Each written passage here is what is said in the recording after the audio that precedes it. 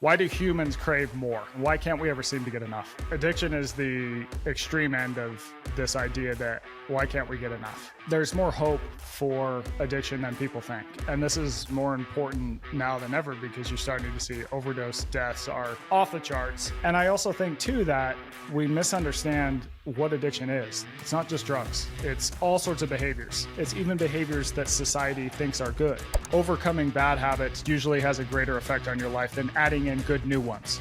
All right, so like bad habits are the brake on your progress more than good habits are the gas. People feel like they're a bad person for doing a lot of these things that we consider bad behaviors now. And the reality is you're not. You're just doing something very natural that always worked for humans forever. And it's just that the playing field has changed. If you focus more on just doing the next right thing, you're probably going to look back and find yourself happy.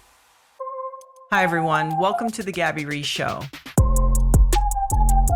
On this show, we discuss the complex topics around relationships, health, fitness, family, business, and so much more with the world's leading experts.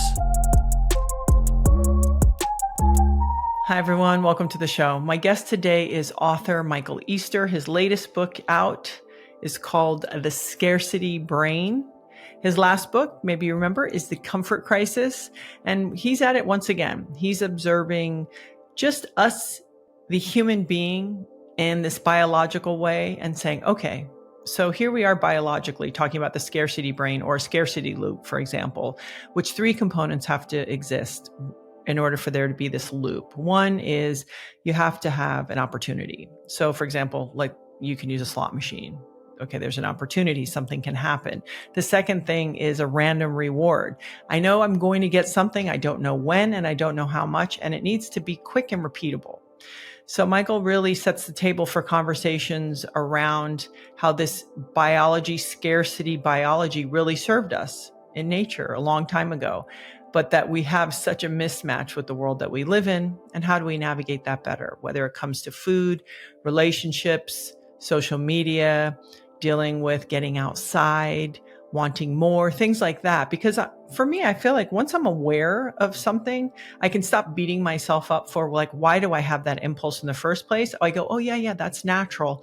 I can move on from that. And then I can try to make better choices that serve my end goals. So whatever that is, whether it's for my work or my waistline or something going on with a partner, just that awareness that Michael is so good at bringing in his work, where it's like, let me show you all the in-depth biology, but also let's talk about it in a really simple way. And here's some achievable and simple practices that you can put in to your life today and make kind of that terrain easier to deal with. I really appreciate his openness. He shared in his last book, in The Comfort Crisis, his own kind of wrangling of alcohol to the ground. He started using it as a social lubricant, like a lot of people. He's a little bit more shy. And then turned into something else. And he talks not only freely about his own experience, but in The Scarcity Brain, he does a beautiful job of talking about that it's not a life sentence. So for somebody battling addiction, a lot of times someone will be like, oh, something's wrong with your brain or something is wrong with you. And that's not the case. And he goes into depth about things that you can do to rewrite your habits and change your environment and do things that support and serve you even better. So I hope you enjoy our conversation. And I really am looking forward to you hearing Michael Easter. Let's dive right in, Michael. Yeah, let's do it.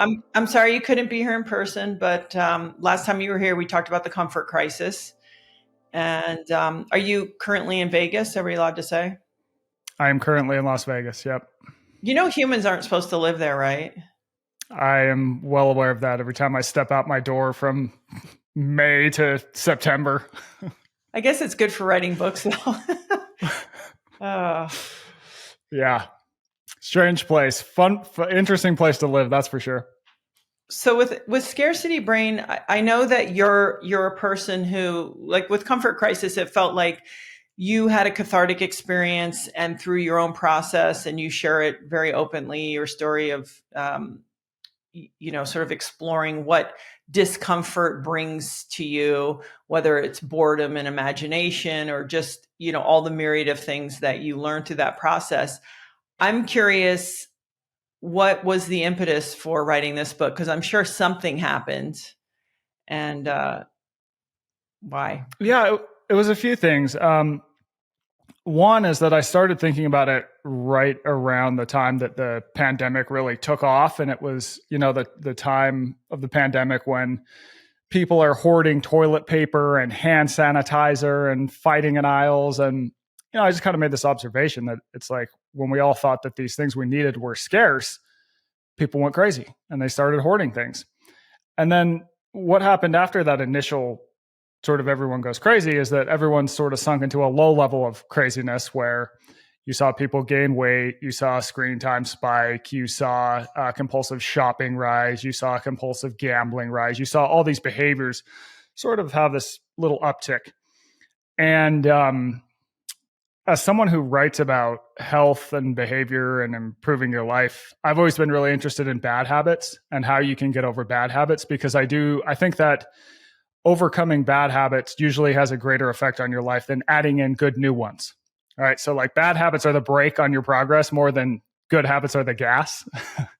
And living in Las Vegas as well, this is a great town to study bad habits, because the town has been effectively engineered to push people into these repeat behaviors that can hurt them in the long run. Fun in the short term, bad in the long run. And that eventually just led me to start thinking about this topic and do all sorts of investigations from Vegas to Baghdad, Bolivia, all these different places, trying to get to the bottom of this idea of why do humans crave more or less, and why can't we ever seem to get enough? It's funny though, because I was, the art, and we'll get into it, the artificial or the sort of man-made casino for studying that was done by people. I like how you phrased it, that it's not, I don't want to talk to people that want you not to gamble. I want to talk to the people that want you to gamble. And I have to tell you what you said, as I have more of these conversations, I think is true to everything, which is not about adding more things. Every sort of successful or success program with people I've talked to, whether it's doctors or, health advocates or whatever the area is, it's actually them taking the things out that are keeping you from being successful, rather than going, here's 10 new things that you need to do. So I really appreciate that it also comes across even here. So what was the starting point? And why, we all know that biologically we're sort of hardwired to be anxious and want more when we can get it. But there is such a thing as a scarcity loop and scarcity kind of payoff system. So maybe is that why you said, okay, we're going to I'm calling it as it is, scarcity brain? Yeah. So to answer, you kind of alluded to the casino lab, so that all came about because living in Las Vegas, you see all sorts of strange things, but the strangest thing to me has always been slot machines, because they're everywhere. It's like gas stations, bars, restaurants, grocery stores, the airport, and people play them around the clock. And this doesn't really make that much sense, right? Everyone knows that the house always wins in the long term. And so I want to know, okay, like, why the hell do people play slot machines? Why do we do this irrational thing that eventually milks us for all our money, more or less? And so I start to talk to these researchers who are sort of anti-gambling researchers. And they tell me all these kind of wacky ways that, casinos get you to gamble more. And it's like, oh, they don't have clocks. And slot machines only play in the key of C. And casinos don't have any right angles, because right angles, the quote was like, thrust you up against yourself as a decision-making person. I'm like, okay. But it's very simple for me to fact check this stuff, because it's like I live right by casinos. So I just go down to a casino and it's like, there's right angles everywhere. So that doesn't make sense. And yeah, no, casinos don't have clocks everywhere, but neither does any other business. Like, it's not normal to just have clocks in Target or Costco or wherever it is hanging off the wall. And then I call a slot machine designer and I ask him, so do you only use the key of C? And he's just like, where the hell did you hear that? Like, that doesn't make sense. So as you alluded to, the problem is I am asking the question to people who want us to stop gambling. And the reality is I got to talk to people who want us to start gambling. This is like the classic, you got to follow the money. because money always takes you to the best answers. And long story short, this leads me to this lab, which is on the outskirts of Las Vegas. And the casino industry, along with a bunch of other technology companies, has effectively built a living, breathing, cutting edge casino. Everything about it is a casino, except for the fact that it's used entirely for human behavior research. So they're figuring out how all the slightest, subtlest tweaks to, casino layouts, from what happens in the hotel rooms and the restaurants, affects behavior inside casinos. And while I'm there, I end up talking to a slot machine designer to bring it back to why the hell do people get hooked on slot machines? And he basically goes, yeah, the clock, the music thing, that's all BS. He goes, people gamble basically so we can thrust ourselves into this 3-part behavior loop that I call the scarcity loop. So it's got 3 parts. The first is opportunity. The second is unpredictable rewards. And the third is quick repeatability. So I'll break that down. So opportunity, you have an opportunity to get something of value. In the case of the slot machine, it's money. Unpredictable rewards too. You're going to get that thing of value at some point, but you don't know when, and you don't know how valuable it's going to be, right? So with the slot machine game, it's like, I could lose, I could win a couple bucks, I could win $500,000, I could win some crazy amount of money. And then 3, quick repeatability, you can repeat the behavior immediately. With slot machines, people play 16 games a minute, which is more than we blink. Now, the reason, it was crazy. The reason that this thing is being researched, not just by gambling companies, but also by tech companies, is because you can put this loop in a lot of other products, institutions, and services as well, and you can get people to repeat things pretty easily with it. So it's what makes social media work. It's what makes sports gambling work, the rise of mobile sports gambling. It's what makes dating apps work. It's being put in gig economy jobs. It's elements of it are in the food system. I mean, it's just put in so many different things today. And I think it explains a lot of why we now spend so much of our time, money, attention on on devices, but also in these other experiences that can end up hurting us in the long haul. What, before technology, what were the things then people would get sucked into the scarcity loop? Like, was it sex, or like, what were the things, if we didn't have all of this technology and, we've been kind of gamified, our world has, these people know this and they do it accordingly. What were the ways that we did it, when we were riding horses?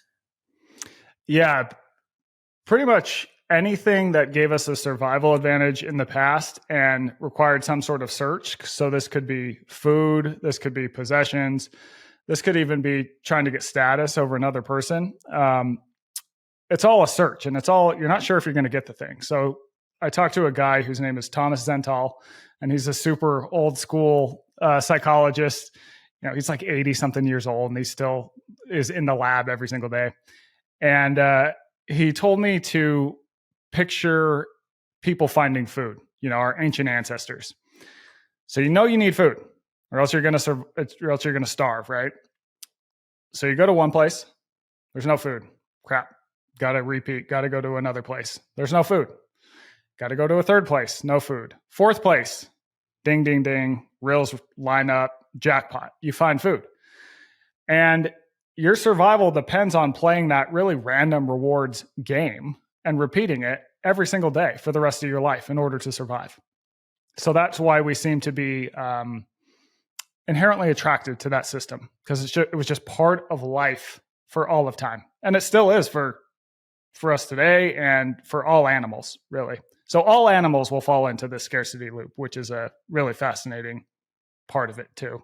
I don't know about you, but I feel like after being in the space of self-care or wellness or whatever we're calling it for this many years, you start to realize that we're not really ultimately set up for what we call now success. We were set up for survival. Mm-hmm. Yeah. And now we live in such a funny upside down world that's not aligned with our biology. And we're trying to be, and I put in air quotes, successful. So connected to people, make a living, healthy, all these things. But actually the environment we're navigating is filled with landmines for us at every turn. Yeah. The way that I like to explain specifically with these behaviors that fall into the scarcity loop, whether it's, you get hooked on these like Instagram binges, whether you're just super attached to email, can't quit checking it, or your finance, or whatever it is, right? Or you binge eat. You can't like keep yourself on the rails with certain foods. I like to explain that it's not really your fault, because that behavior for all of time for humans, it always made sense. It always kept us alive, right? But it is your problem today. And that means you do need to take a certain amount of action to change your behavior. But I do think that realizing that it is just sometimes our ancient brains and bodies work against us, I do think that that can at least absolve people of some guilt, because I do think that people feel like they're a bad person for doing a lot of these things that we consider bad behaviors now. And the reality is you're not. You're just doing something very natural that always worked for humans forever.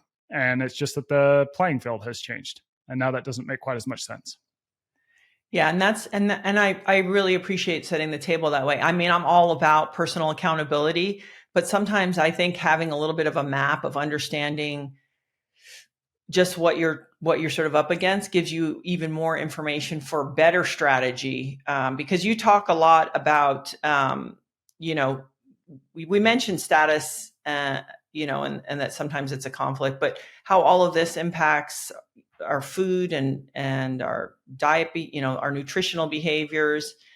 And it's interesting from your view, and after everything that you went through, because you traveled a lot and talked to a lot of people, where do you think this bites us the most? Do you think it's the time we spend in technology, or do you think it's really in the food area? That's such a great question. I had someone ask me a similar question, and I had to think about it for a while. And I think it comes down to how are we measuring this really?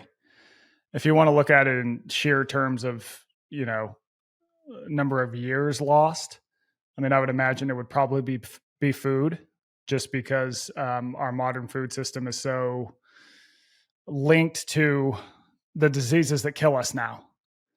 So something I talk a lot about in the book is heart disease, because that is the thing most likely to kill people. Like, you have a coin flip's chance of dying from heart disease. It's by far the biggest killer of modern humans. And when you look at what people are worried about and what people frantically Google, afraid that they have, it's not heart disease, not even close. People are worried that, like, I got this pain in my side. Oh, it's definitely cancer, things like that. They're worried about violence. Heart disease is by far more likely to kill you than those things. And even the media puts so much more coverage on other things than heart disease. So it's kind of like this creeping specter that is what's going to kill us, but we just kind of ignore it. On the heart disease, why is that? Because there's things you could actually do in your lifestyle and you could prevent that, and that's too slow and weird for people. Like, what is it? Because you went to visit that what was it, the Chiman Tribe? Did I say that right? And yeah, you did. Good job. They have no heart disease. Yeah. So once I kind of realized, like, oh, heart disease is what kills us, it's also what we don't really think about. I've come across this paper and basically found this tribe in the Bolivian Amazon called the Chimane. They have the healthiest hearts ever recorded by science. So they basically don't get heart disease. They don't get a lot of other ailments that kill us too, like Alzheimer's and different stuff. So I traveled down there to meet them. And, you got to fly into La Paz, and then you drive 12 hours to this jumping off point in the jungle, and then take a canoe like 6 hours upriver. You're in the middle of the jungle. I mean, it all looks the same for like 6 hours. And then finally, the person pulls off, the boat driver, and you get out, and like, there they are in the jungle. And so I stayed with them for a little while. And it seems like a lot of the reason they don't get the diseases that kill us is it tracks back to food. And the thing that's interesting about what they eat is that at some point it's going to offend every sort of modern fad diet that we've been told is like the key to perfection over the last 40 years. So it's not vegan. It's not necessarily low fat. It's not low carb. It's not paleo. It's not like, it's got corn in it. I mean, how many diets are like, oh, if you eat corn, you're going to die on the spot, right? And what the real commonality is that all the foods, they have just one ingredient. So it's fish. It's red meat that they hunt. They'll eat white rice that they grow themselves. They also eat a lot of corn that they grow themselves, and they'll even eat sugar. Now, the difference is that when I want sugar, I go to like 7-Eleven and I get 44 ounces of it in like a Slurpee. And when they want sugar, they have to go into the jungle. They got to cut down the sugar canes. They got to bring them back to this thing to like juice the sugar canes. And it's like a manual press. You got to walk around, and they're not getting that much sugar out of it. Right. So they're not going to be eating that much. And so I think that really what the takeaway is that there's something about foods that just have one ingredient that make them harder to overeat. So to bring this back to that idea of the scarcity loop, there's this guy who's an exec he's a food industry executive. And he basically said that if you want a food to sell really well, it's got to have 3 V's. It's got to have value, it's got to have variety, and it's got to have velocity. So that's just an exact other way of saying the scarcity loop. So it's good value, it's relatively cheap. It's got to have a lot of different flavors, and ideally there's a lot of different types of the food. So like, 15 different Doritos in different flavors. And then velocity, you have to eat it really fast. And when researchers lock people in labs and have them eat diets that are unprocessed versus highly processed, everything else is the same about the food, except for that. The people who eat the highly processed food end up eating about 500 more calories per day. And that's probably just because the food is really quick to eat. You don't really know when you've had enough of it. I heard a great food scientist on a 60 Minutes interview say, and it makes me think of the chips. Well, we design things to hit the palate harder than anything ever is created in nature, but also to leave very quickly, to your point of repeatable, but also, so it's like, of course, that's going to lead to overeating. Like when you mentioned the corn, for example, corn and even oats right now, like it's scary between, with oats and the glyphosates and corn with who knows how it's modified or engineered. But if you're doing it right, these are beautiful foods. Any behavior speed kills. Like the faster you can do it, the faster you're going to do it, the more destructive it's going to be. You see that with, for example, slot machines. When slot machines really start to realize, oh, speed is how we make money. You don't want the behavior to be slow. If we can speed up this behavior, it's going to work faster. Like the revenues just go through the roof. Same with food. When we start to hyper process our food, that it becomes much quicker to eat, you start to see our weight just go up in this crazy curve where something like 85% of people are going to be overweight or obese in the US by 2030 or something. I saw some projection. So look, it's like, it's one of those things, again, to go back to why do we eat so much and why do we eat this food? It's like that would have kept us alive in the past. Right? Our brains are tuned in to love sugar, salt, fat, crispiness, whatever the combination is. And eating the way we do now would have provided a survival advantage when food was scarce. But the difference is that food is no longer scarce. It's down at the 7-Eleven in the form of the 44-ounce Slurpee I mentioned, along with a million other foods you could buy just there alone. In your personal story, you shared in the comfort crisis that, for sort of like for social lubrication, you would use alcohol. Now that I'm just so interested, now that you've gone through, all of this, and every time you do a book, you're doing interviews, big interviews, you're on, doing like even the morning shows and all these things. I'm curious because I think a lot of people feel sort of not as comfortable as they would like, maybe. And it seems in certain ways harder because we live in a bigger world. You talked a lot about forever we're with 150 people or so, and then now we live in an unlimited universe, and people you don't know can have opinions about what you're doing.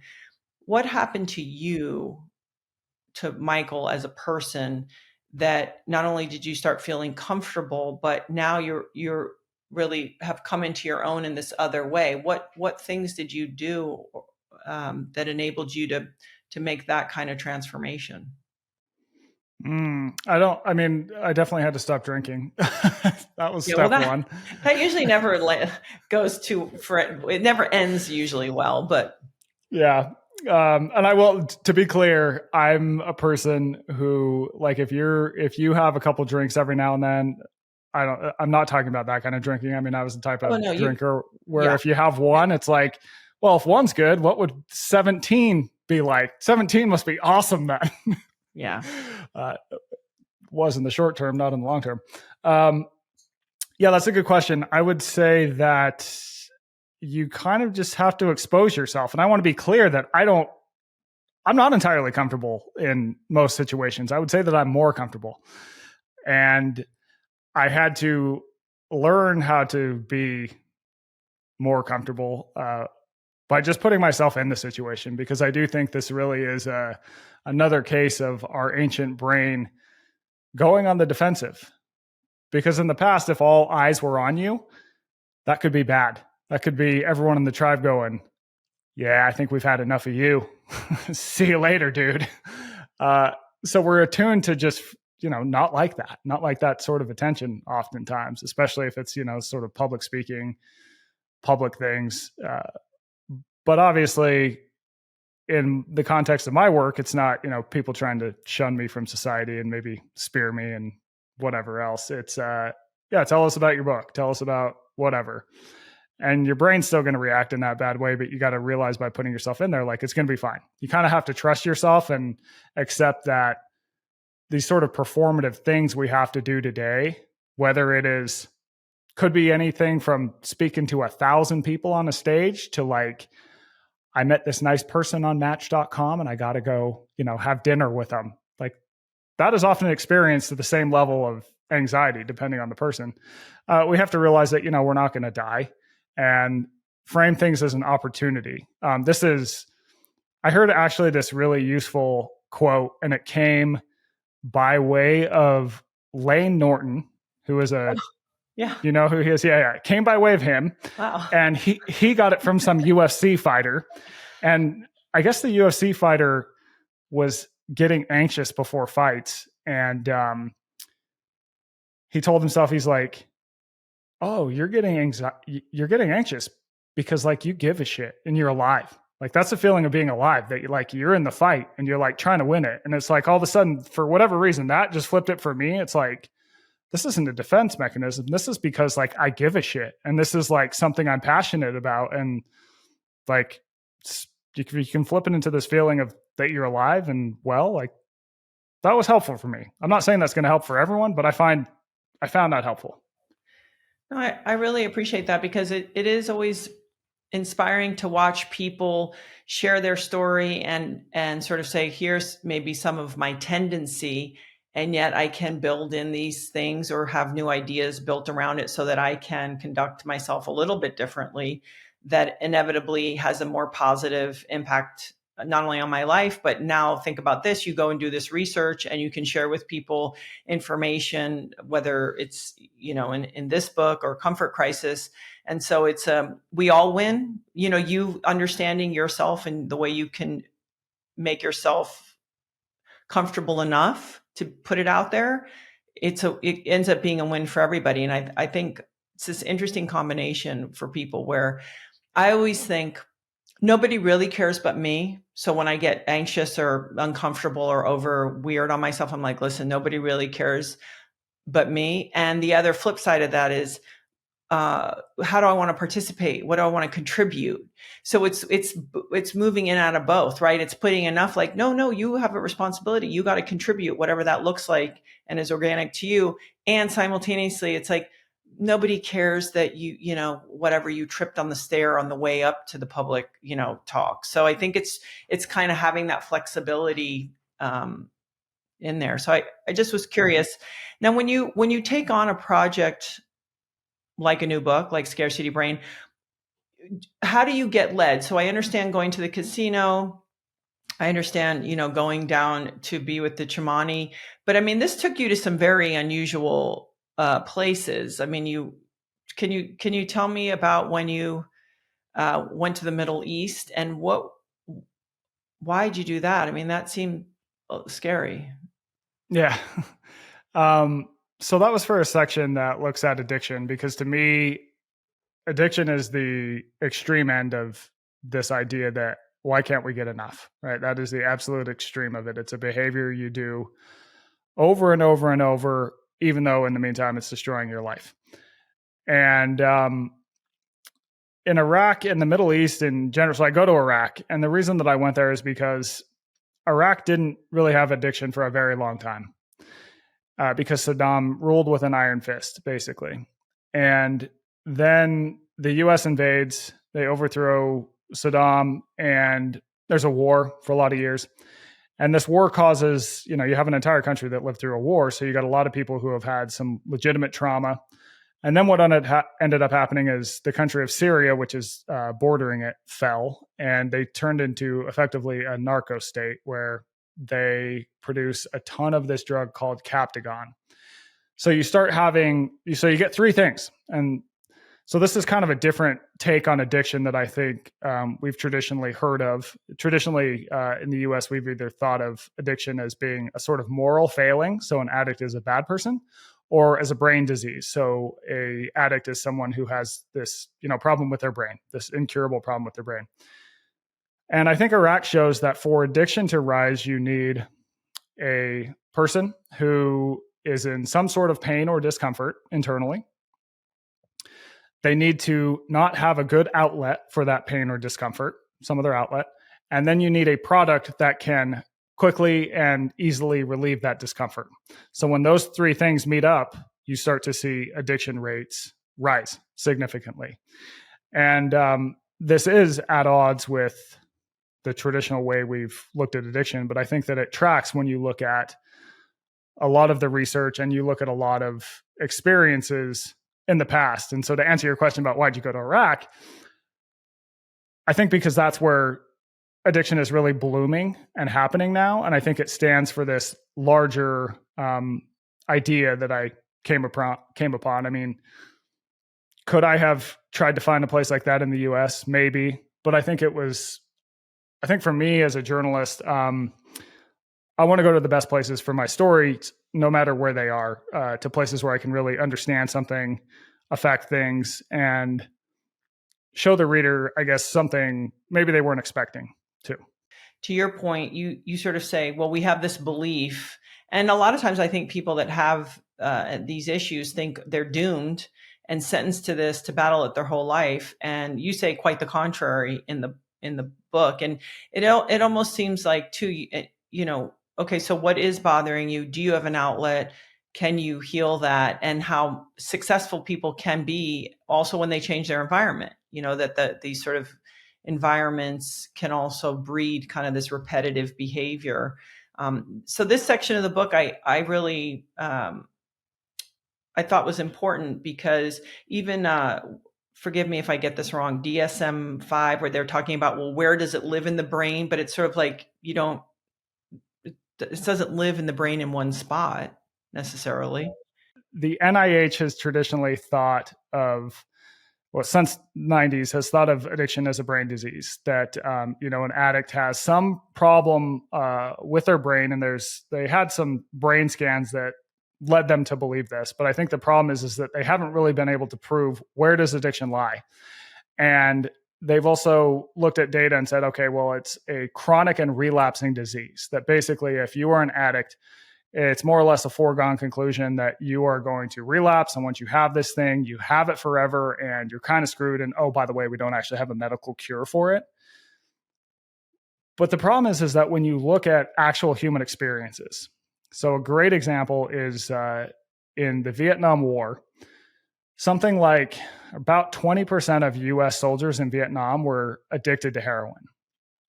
Because you're in a war zone, there's heroin everywhere. It's like, well, this place sucks and heroin might make it better. So you get all these soldiers who are using heroin. So President Nixon, he goes, I don't want all these addicts coming back into the United States because this is going to cause problems. So he starts this program that he calls Operation Golden Flow. And it's pretty simple. It's like, if you want to come back to the US from Vietnam, you have to produce a clean urine test that is drug-free, and then you'll be able to come back.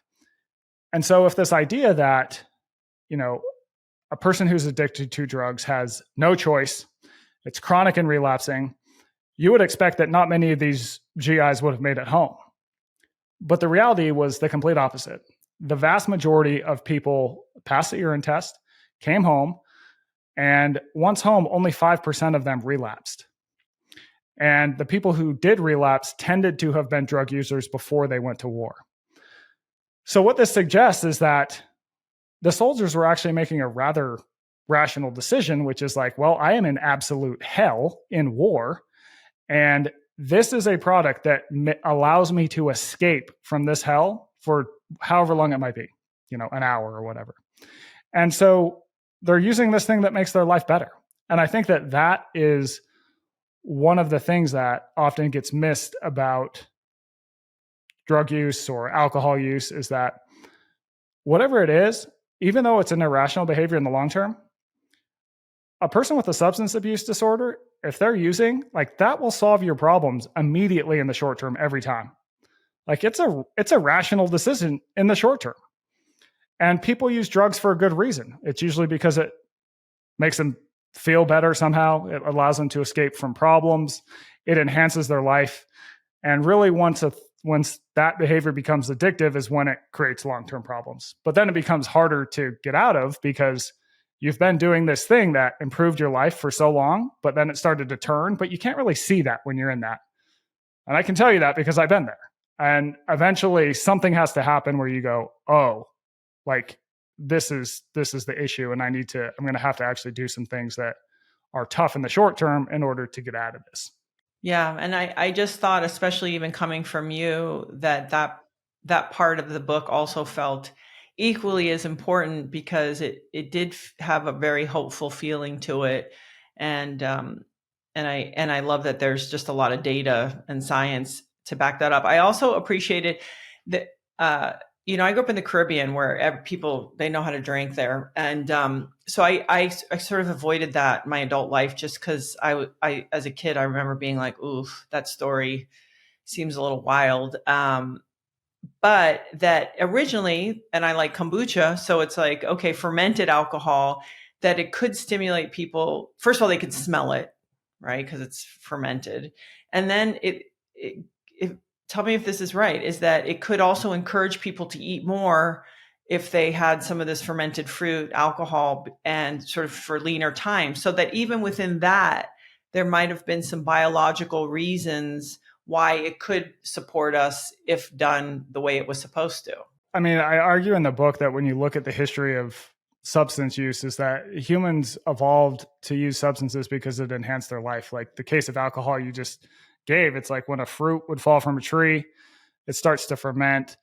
That would allow us to not only find the food, but also encourage eating more of it because of this effect called the aperitif effect. But also things like coca leaves, which are now used to make cocaine.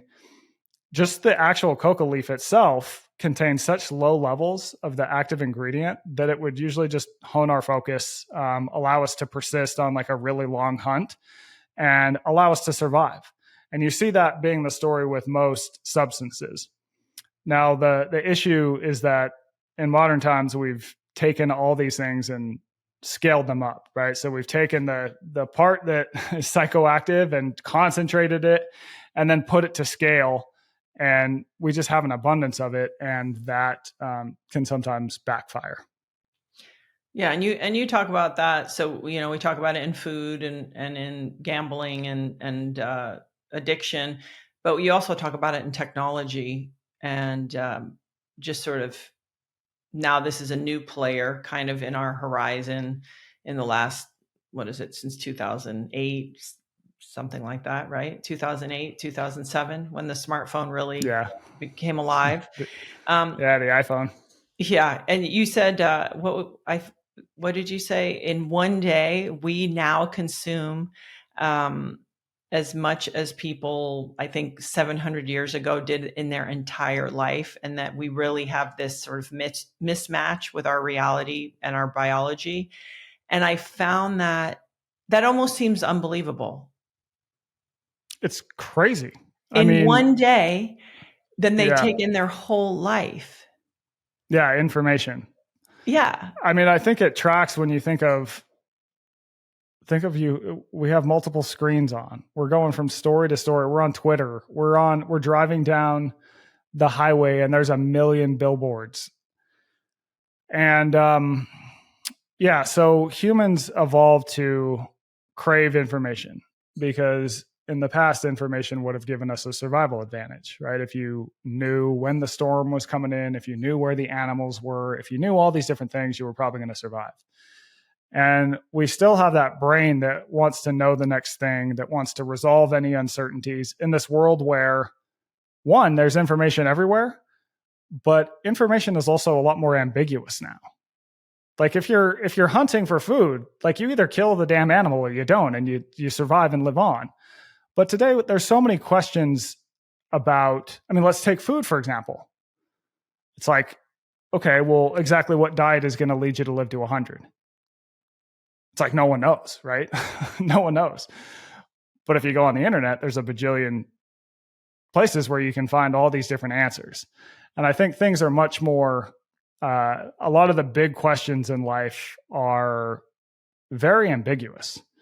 There's this guy, Russ Roberts, who wrote a book called Wild Problems that I love because it talks about like the most important questions in life are there's no clear answer. You can't measure them. But we want to know for certain, like, what is the answer? Because that's just how our brains are wired. And I think in the context of today, any given question you have, you can go on Google and find a bunch of different answers and search and search and search. And you're like, oh, I got it. I'm going to keep searching. Oh, I got the next one. Right. And so it very much falls into that scarcity loop where we just keep consuming and consuming information. And we might have more knowledge now, but I don't know if in our day-to-day life we have necessarily more understanding of and know exactly, how to use that or how to deploy it in a way that enhances our life and doesn't stress us out or waste our time or insert any other issue. Obviously it's not all bad, but No, and it's it's worth also thinking about. the more for the sake of more, and you talk about this in the book, like stuff, even more for the sake of more. And I know that's part of, again, another biological impulse we have. But it is interesting when you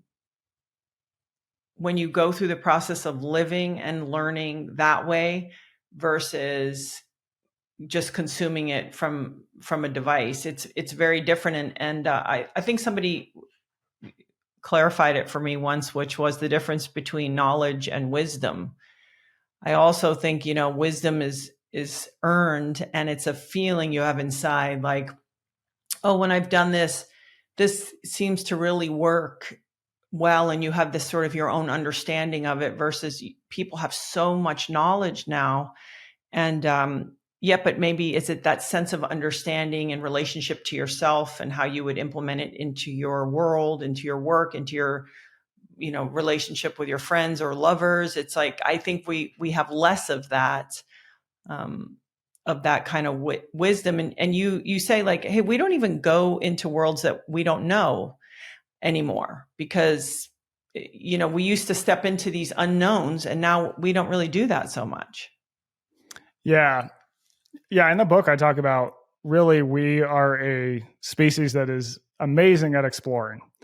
So no other animal has explored the world like we have. We took over the world in basically 50,000 years. And then once we'd taken over the entire world, we go, all right, well, let's see if we can get up into outer space. Oh, great. We did it. We're on the moon. Let's see if we can go down to the deepest reaches of the ocean. Like we just never stop. And ultimately, I think we do that because there is this promise of greener grass in the unknown and these new experiences that have the opportunity to enhance our life.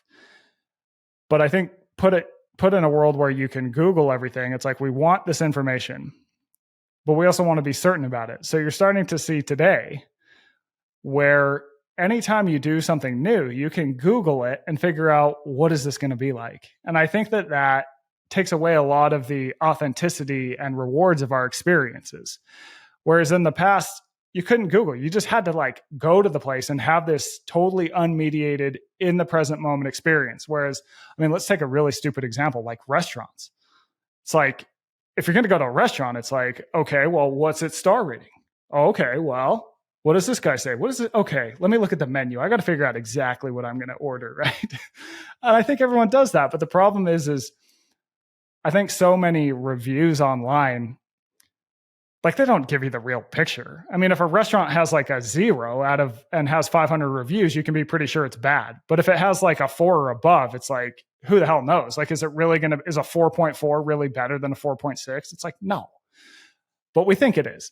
And so I think that can change how we experience life. I think that for me personally, after reporting this book, I try and not look everything up before having an experience. It's like, just pick a random restaurant and go.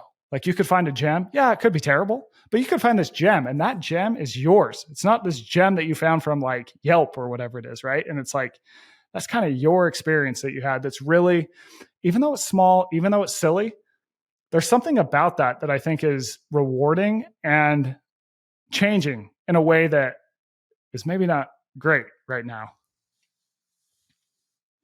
Are you still letting yourself get bored from time to time? And how do you do that? How are you doing that? Yeah, my way of getting bored.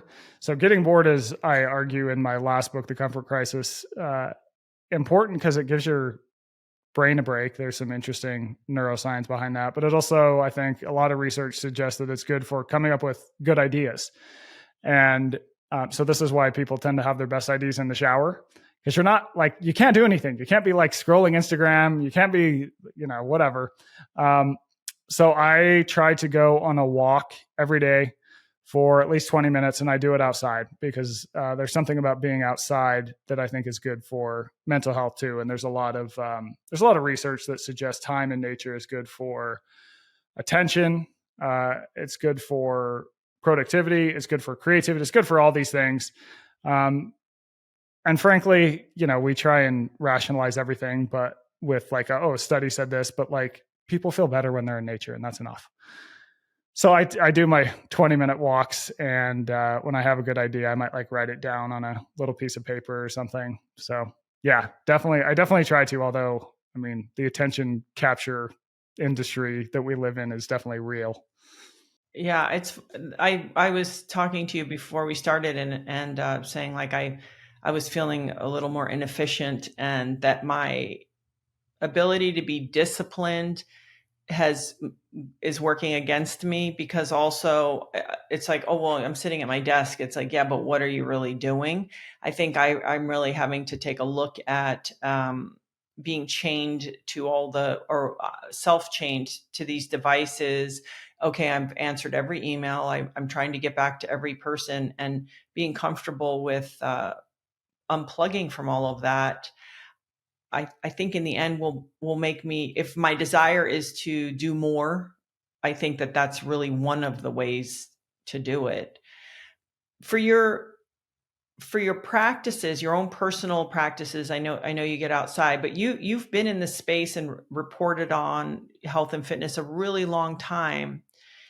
And also I found something interesting where you talked about people don't have to be social to be happy.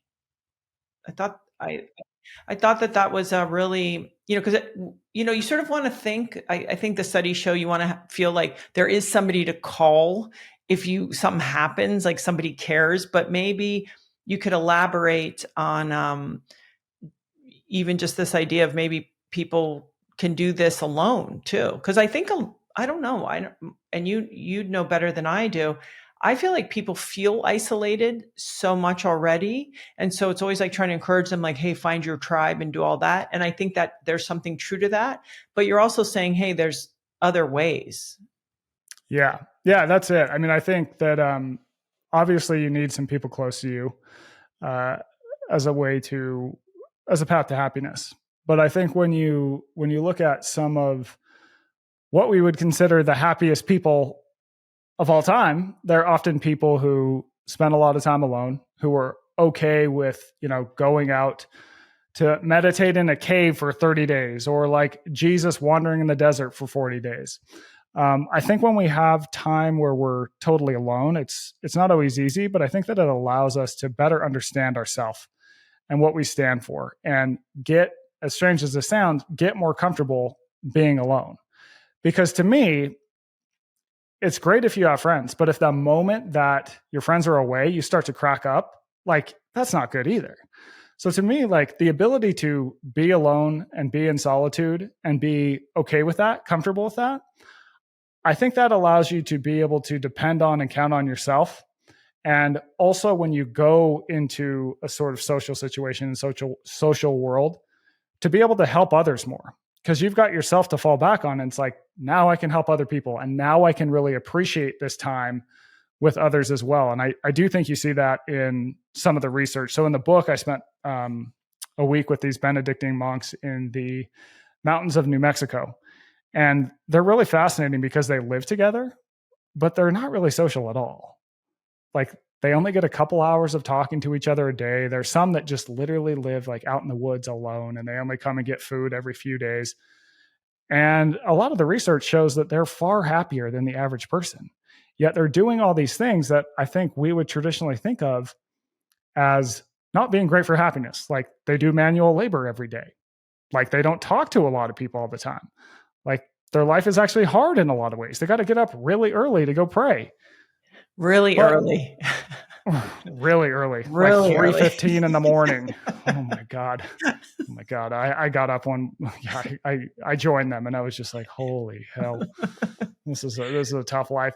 But they're happy. And so I think that really the message is that in sort of the way that research is conducted and the way that media focuses on research, we're always going to hear about some next thing that's going to make us happy.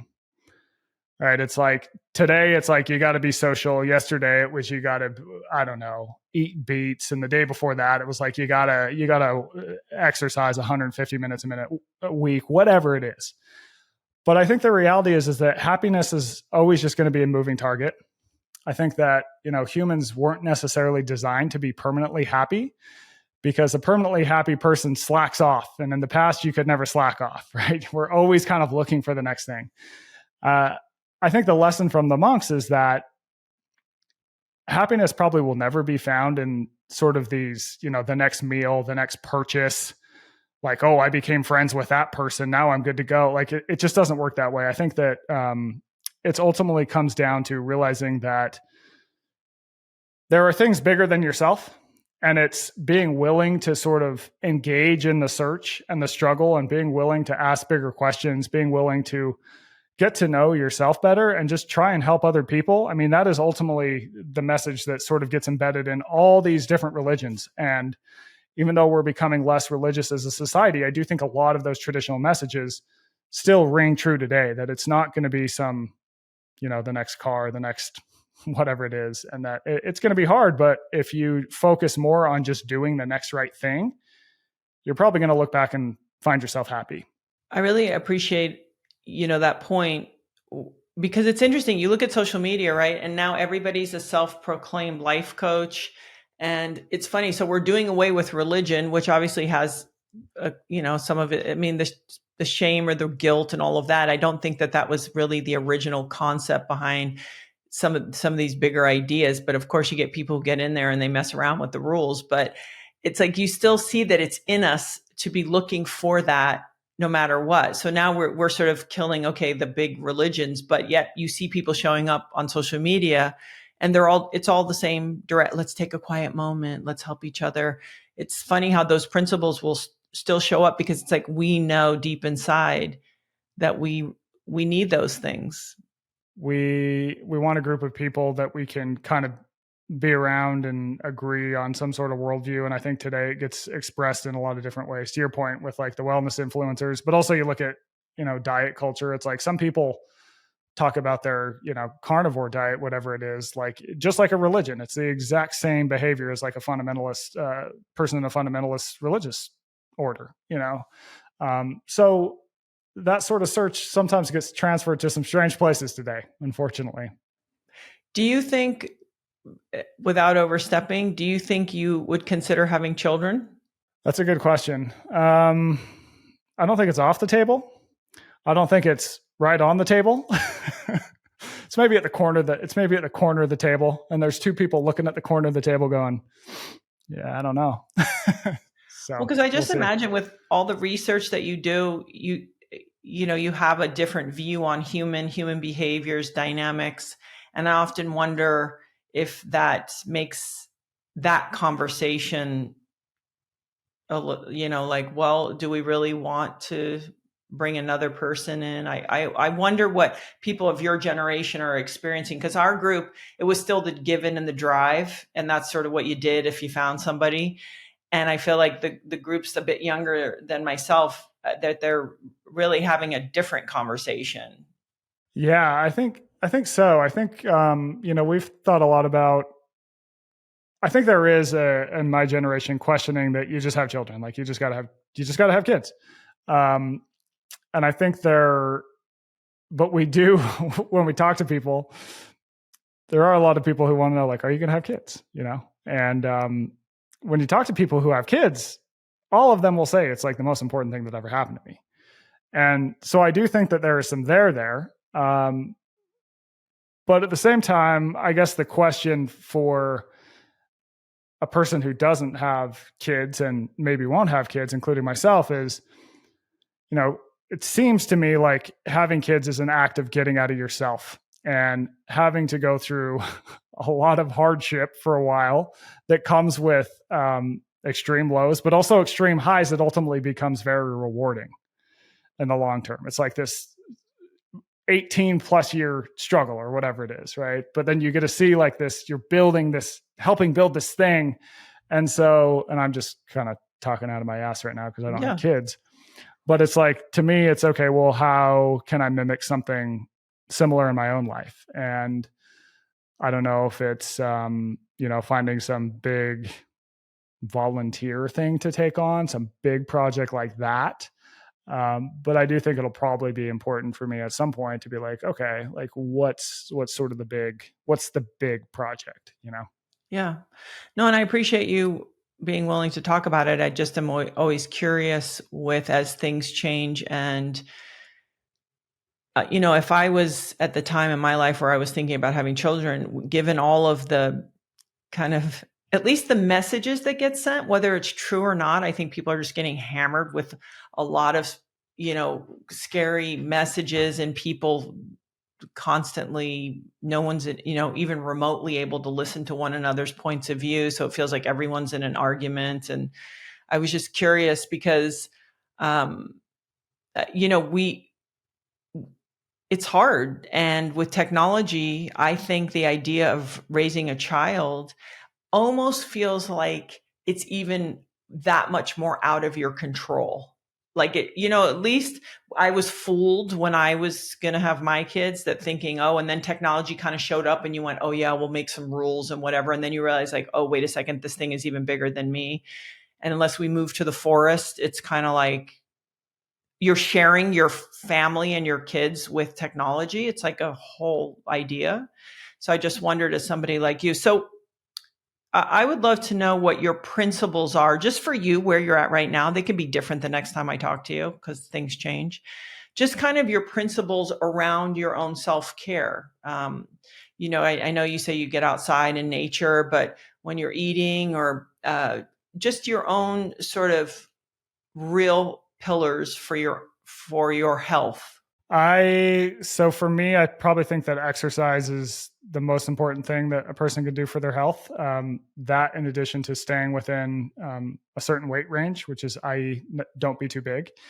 So when it comes to exercise, I do a lot of rucking because I think that that's a particularly potent form of cardio that seems to spare muscle rather than burn it like some forms of cardio can. I do a lot of, I lift a couple days a week, but a lot of my stuff is just outdoors in nature. So I write a lot about, and I do this more, there's probably a little bit of this in the Comfort Crisis, but I have a Substack where I write about this a lot. It's called 2%. And I think that there's something about exercise in nature that is really important for people. So when you look at the context of how humans evolved to exercise, one, we didn't actually exercise. We were doing what we would call living life, right? So exercise is physical activity for the sake of it. That never made sense until about 150 years ago. And the context in which people were physically active was always outside. It's on this rough, untamed landscape, and you're often doing something in the process of being physically active. So as we evolved to run, for example, so we could run down animals and spear them for dinner. So people might think that's just a physical act. It's like, no, that's only half the battle. Like tracking an animal is really hard, pacing yourself. You're also having to think about foot placement along the way. You're having to figure out where in space am I so I can get back. Like, this is a long way of saying that outdoor exercise, the way that we evolved to do it, was really stimulating in a lot of different ways. Took a lot of different work, not just physically. And once we sort of, the Industrial Revolution happens and we start to go, okay, well, we need to start moving more. We invent gyms. And gyms are like this indoor, temperature controlled, comfortable, everything is pre-selected.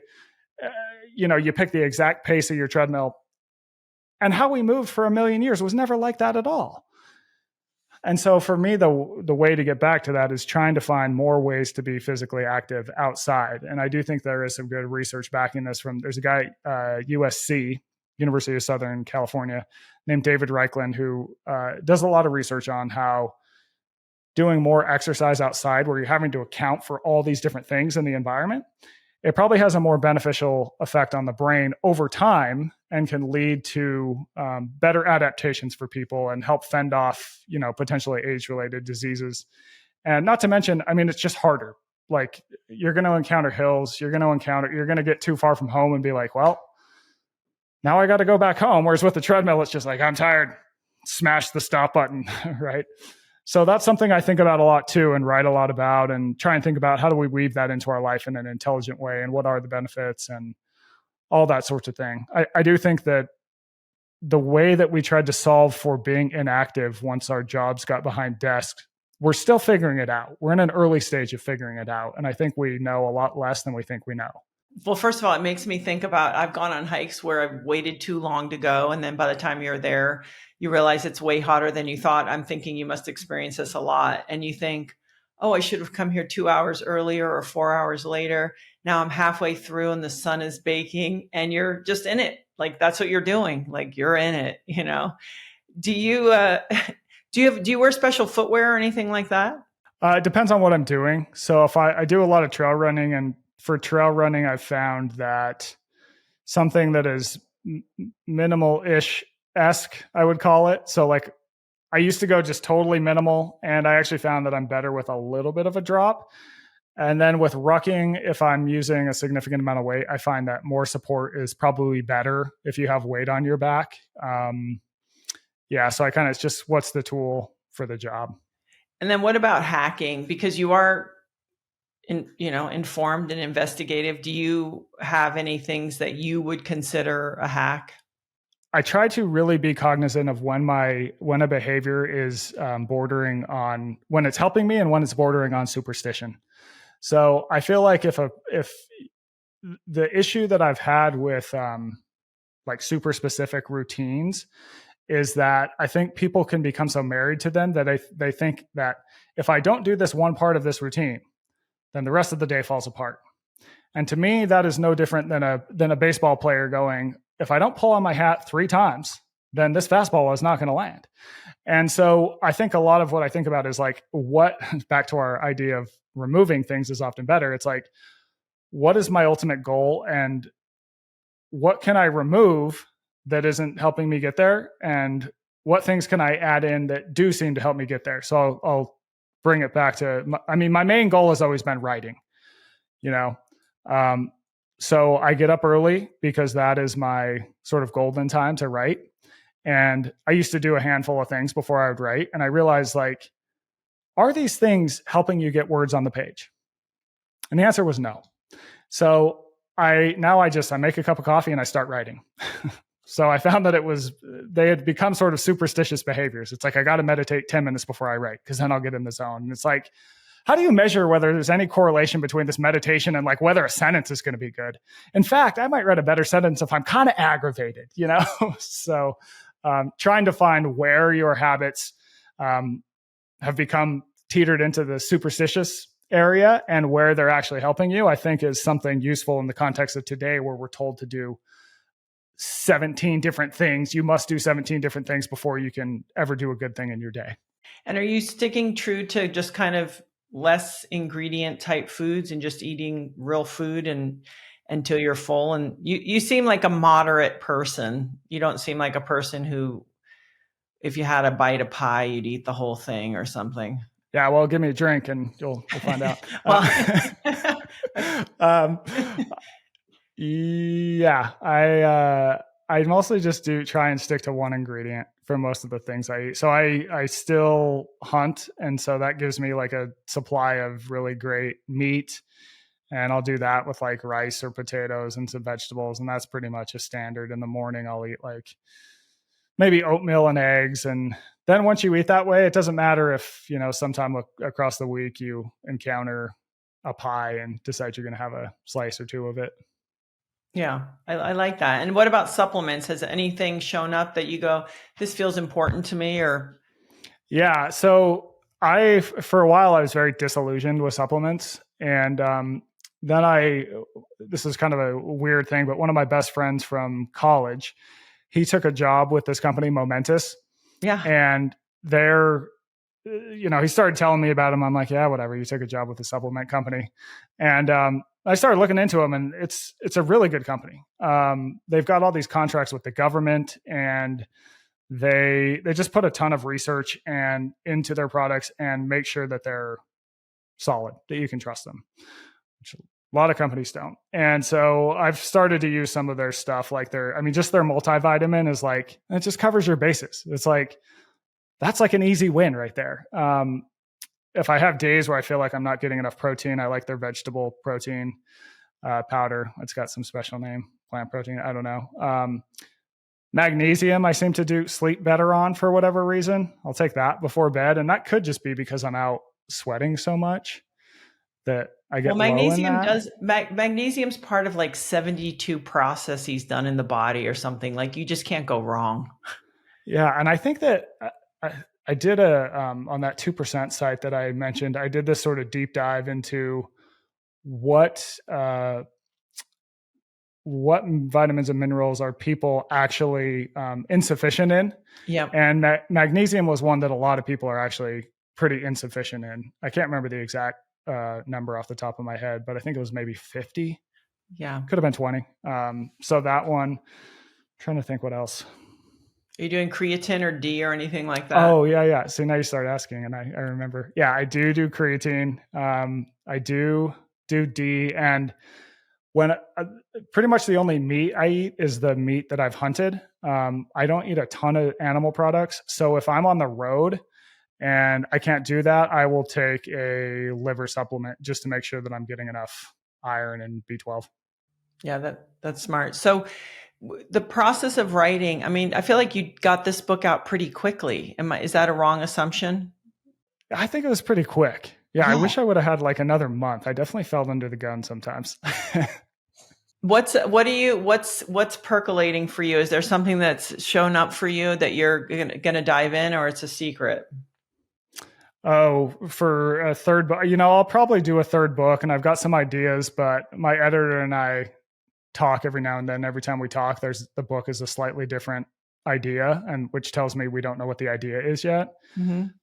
A lot of my efforts now I've been putting in the Substack, which I put out 3 times a week, and that's been pretty fun and rewarding because it's more immediate communication with the people who are interested in what I write. Whereas a book is like, it came out and people are like, oh, we loved it. When's the next one coming out? And you're like, well, contact me in 3 years. Yeah. So is this, and your Substack, it's the 2% Club. What is it under exactly? Is it under your name? Yeah, it's called 2% with Michael Easter, and the website is twopct.com. And then Yeah. is a lot of what you then dive deeper into stimulated by the audience asking specific questions? And so you say, oh, I'm going to look into that. Yeah. A lot of it is people will ask questions. They'll email me questions. A lot of it is, I'm still ultimately a journalist in the sense that, I'm not the person with the PhD doing the studies in the lab. I'm the person who talks to the person with the PhD doing the studies in the lab and tries to translate it into something that's useful and practical. The upside of that, though, is that that it turns out that people who do studies in labs often disagree. So I can talk to both sides and kind of try to try to come to some practical conclusions for people on topics that may be confusing. Maybe, they've heard multiple points of view. So I try and, be pretty reasonable and get to the bottom, and also realize that everyone's different because, sometimes you might hear a message, but it's like, oh, that message was actually geared for athletes, but we didn't say that. Or this message is geared for sedentary people, but we didn't say that. This is geared, or like most sports research was conducted on dudes, but we're Only trying to men. Yeah. yeah. So things like that, I try and be rather clear on. I hope it's useful.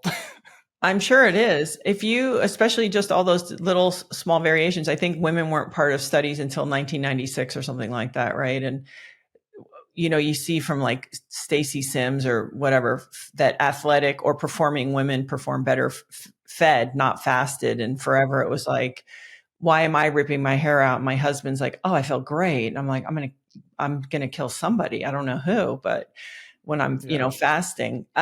If you could make one invitation to people that feels important to you, given all, it could just be the invitation of today. It doesn't have to be one that you would make next week, but just that something that's been occurring to you, whether it's about managing their scarcity brain or their loops or dealing with technology or just, the way that they're moving or eating. If there was something that felt important, what would that be?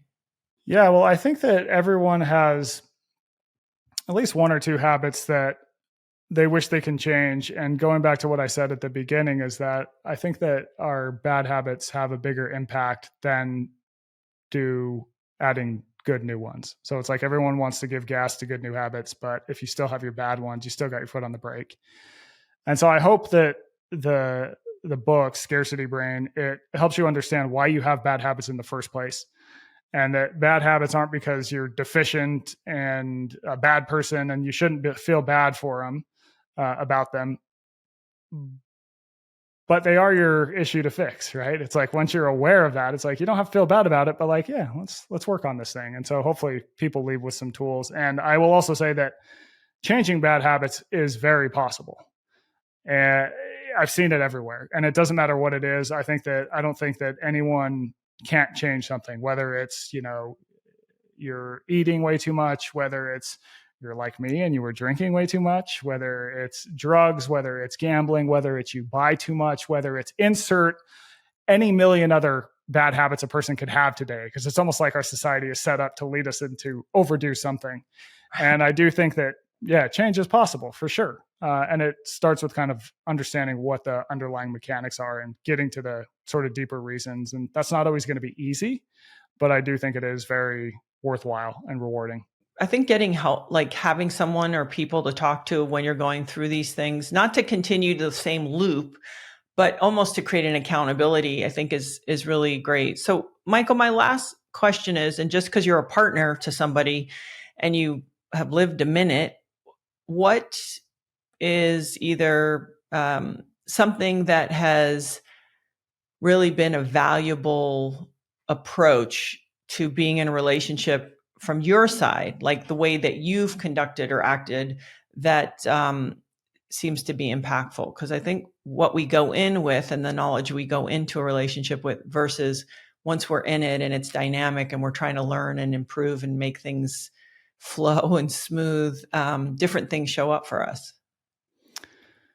Yeah, that's a great question. I think it's useful to try and understand why people are the way they are. So I'll give you an example, and I hope she doesn't get mad. But My wife likes to keep the house exceedingly orderly, like museum like. And to me, I've always been like, we live in a museum. Like, why does this matter at all? Right.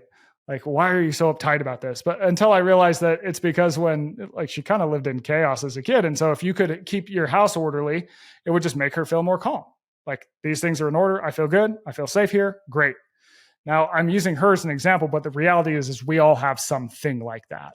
And so I think that figuring out what your thing is, what the other person's thing is rather, can help you understand why they're like that in the first place. Because once I understand that, I realize, oh, it's not that she's weird. It's like, this is how she works. And like, maybe I should just pick up the damn dishes, Michael. And so sort of simple things like that. It's like your job as a partner is not to try to prove whether this thing is good or bad. It's just to do the thing that will make your spouse happy often. And I'm sure, and I have things like that too, that she's learned to live with as well. It's like, my mom is definitely a little bit of a chaotic person for sure. And so I kind of grew up where chaos is just sort of the norm. And so like you go into my office and it's like, things are kind of, there's a lot of stuff. And like, she comes in here and she's just like, oh my God, this is just too much.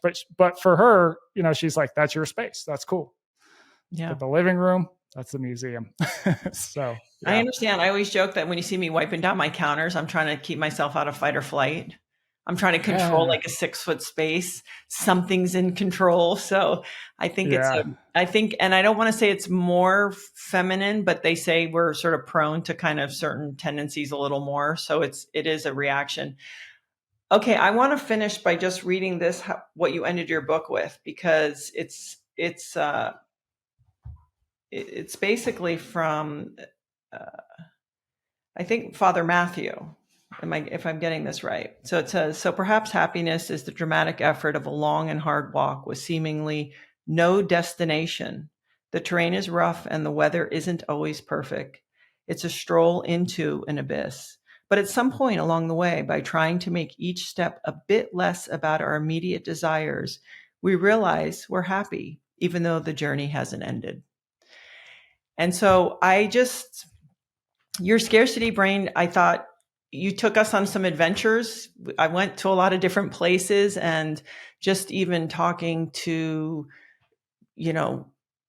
experts, and there's so many characters in this book and professors and, going abroad. I just really appreciated all the ways that you came at reminding us that, we're navigating a lot more things that are built in than we realize. And if we can just understand them a little better, that, it makes that journey, it just makes it easier. So, Michael, remind everybody all of the places that they can find you.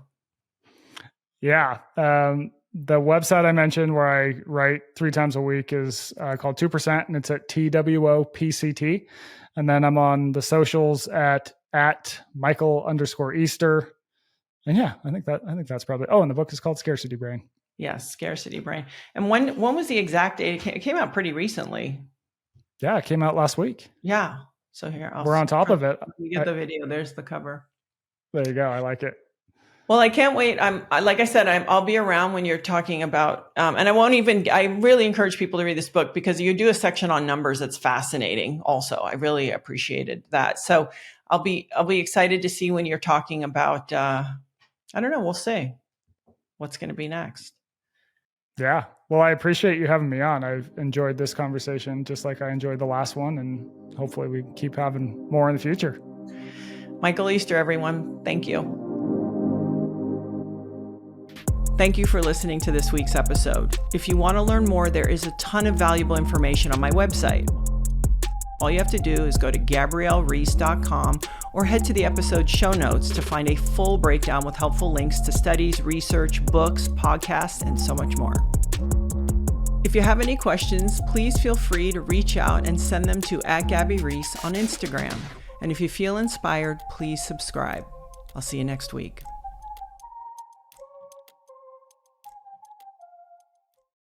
This podcast is brought to you by Laird Superfood. In 2015, Laird Superfood was created, but it was really actually created in my kitchen by my husband, Laird. And he was always experimenting with coffees and other ingredients for performance. And lo and behold, Laird Superfood was born. And we have beautiful coffees and creamers and protein bars and other things. But one of the things I'm very excited about is our new greens product. A lot of Americans are not getting enough fruits and vegetables. Something like 85% are not getting enough vegetables and 80% are not getting enough fruit. And we need fiber. So for me personally, I'm always trying to encourage people, and I know this is Laird's philosophy as well, is real food, right? Let's try to get as much of the good stuff, the minerals, the nutrients, the macro, the micronutrients from real food. But it's hard to do. Our soil's different. People are busy. Maybe you don't know what you're getting at your grocery store. So this is a way to get it done and bridge some of those nutritional gaps. And what I also really appreciate about it, besides that it tastes good, I just do it in water first thing in the morning, then I'm done. And then I actually go and have my coffee after.